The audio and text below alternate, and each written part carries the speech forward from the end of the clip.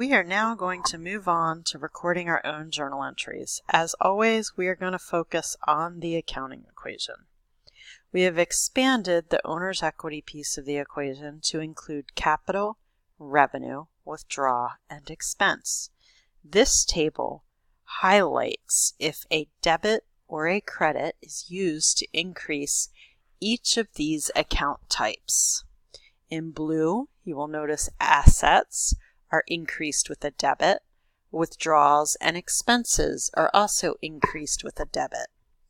In orange, liabilities, capital, and revenues are all increased with a credit.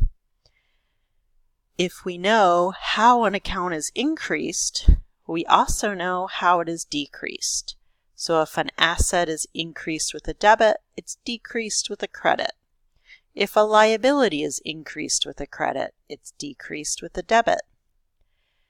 Just like our accounting equation must remain in balance, total debits and total credits within each entry must be equal.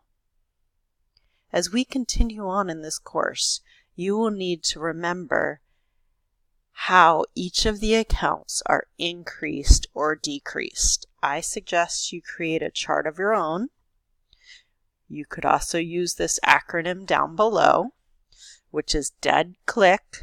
So this acronym stands for debit expense, assets, and drawings, shortened way of saying withdraw, and credit liabilities, income, also known as revenue, and capital. And this tells you how each of the accounts increase, just like my chart up here describes.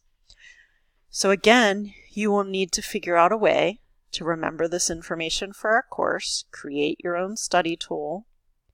There is also a chart on page 53 of your textbook that will help you remember the impact of debits and credits on accounts.